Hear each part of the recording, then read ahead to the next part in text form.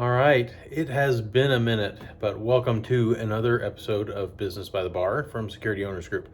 So this week, I took part in Jake Voll's Innovate Conference. For those of you who don't know Jake owns a distribution company called ss&si out of Florida, and they do a pretty amazing job of adding value and really putting dealers first. They're extremely popular in the alarm world. But really, I see that company going a long way, and mostly because they put their customers first, right? Which is something we always should be striving to do. But anyways, they're one of those companies that are really changing the way that the security industry works from the inside out, and I appreciate that. I try to do some of the same stuff, so it's birds of a feather kind of a thing. And anyways, while I was there, I had some really great conversations. I presented as part of a panel with Robert Few, and it was really eye-opening. Some of the conversations that we had afterwards, because I was asked about when I took several weeks off when I moved, and I had my GM Taylor change my password to everything, and I literally had no access to anything in the business for I think it was 8 weeks, almost 2 months, and it was terrifying. But anyways, that's not the point of this video. I digress. I actually jumped down here to do this video because I've been thinking about this ever since we had that conference a few days ago, and I really wanted to do it. So I don't even have an outline for today's video, but I wanted to put it out there because one of the questions I was asked is, if you were able to take off from the business for so long, why did you go back? And that brought me back to something I posted online a while back, a couple months ago, about how things are not linear, especially growth. Growth is not a linear thing. It's a non-linear nature of growth. And when you are, as a human being, growing, it's not any different than when your business is growing. When your business is growing, as long as it's moving towards being its own living, breathing creature that has its own personality, its own life cycle, its own successes and failures, separate from you yourself, right? Where you've now moved away from being identifying with the business, having your self identity tied to that business. Things start to look differently, right? You're able to observe it as you would like your kids, and seeing your kids grow up and achieve and fail and use those things to grow and become better human beings, right? The business is very, very similar. So why did I go back when I was out for a while? Just because you can do something and the world doesn't blow up in your business does not mean that that's the right thing to do all the time, right? Things were not perfect. There were some issues that happened. All the checks cleared. I got paid. Everybody else got paid. All the vendors were happy. Projects kept going. People were invoiced, and all of that stuff worked. But it exposed some holes in the business, right?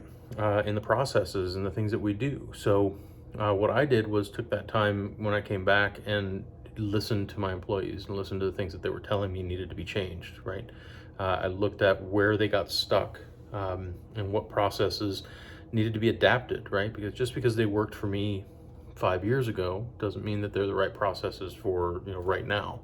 And me not being there for an extended period of time allowed me to look at that with fresh eyes and say, okay, when I had Billy and Joe and Bob here, this was the process and it worked because everybody naturally knew it because of how they worked. Now that we've got Mary and Joe and Bill, it doesn't work anymore. So I need to listen to them and look at how they're doing it and apply their expertise and their input on how that process works.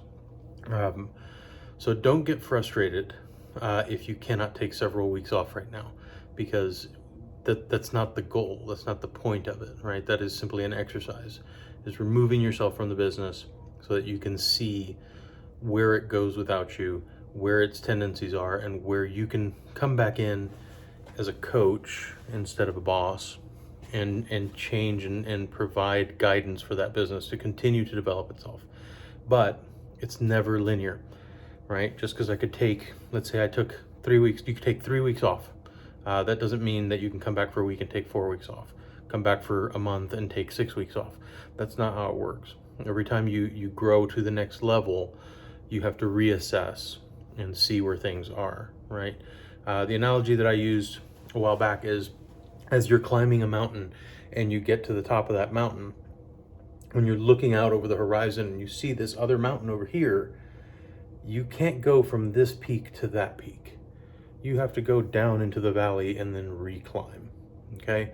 So when you look at your business and the path that it's going on for its growth, not just in revenue, not just in employee count, but in impact, in maturity, in longevity, in legacy, all of those things, remember that sometimes you've got to go back down the other side of the mountain before you can climb to the next peak, okay? I do want to share with you what I'm going to have tonight, which is the very first bottle of Hoosier Securities 2023 or 2022 whiskey, right, for release at the end of 2022. This one was done by Eighth Day Distillery here in Indianapolis, and it is a rye whiskey that was finished in a tequila barrel. So unavailable to date. It will be released next week. And I absolutely love this. This stuff is crazy. Yeah, it's very much a rye, but it's got some very interesting notes from the tequila, a little bit of citrus, a little bit of some of that kind of agave overnotes, and a really interesting aftertaste. So don't get frustrated if you can't take a bunch of weeks off right now. Don't give up, because if you do take 3 weeks and you get called back in a week and a half, you have to go back. But do push yourself in separating yourself from your business. Obviously, if you've got 2 employees, 3 employees, it's going to be really hard to do that. But what you can do is continue to move little pieces of the 25 hats that you wear and separate those from yourself, move them to someone else, right? As the closing thing that I will let you guys in on is one of the things that a friend of mine told me or showed me. And remember to look at the broad picture, not the details, right? I think it was 87.5% actually of all statistics are made up on the spot. Or maybe it's 94 or 67, who knows? But the point is 7% or so of people on this planet will at one point or another own a business. That means that they can be looked at as business owners or entrepreneurs. 7%. The other 93% rely on the 7% for their livelihood, for their future, for their legacy, to feed their families, to house themselves, all of that. So as your business grows, as you start to elevate the business and become more than yourself in the business, as you go from 3 employees to 10, from 10 to 20, from 20 to 50, okay? Remember that your job as one of the 7% is to ensure the other 93% have a good, decent job that pays well, is fulfilling, and allows them to provide for their family. So when you start doing other people's jobs that you've hired, you're doing them a massive disservice. You need to hire when it's time to hire, give them the resources they need to succeed at that job, and then watch them, right? And help them continue to succeed. When they fail, because every employee does at some point at something, it's your job to coach them to success, not to just get pissed off and say, I could do it better, and revert to doing everything yourself, because that is not how it works. As the 7%, you have an obligation to provide a job to the people you've hired, okay? Or the people you're going to hire. And when you do their job for them, you're doing them a disservice. So that said, everybody enjoy your week. I'm going to enjoy my Corners Have Rights rye from Eighth Day Distillery, from all the employees at Hoosier Security who selected it a couple months ago.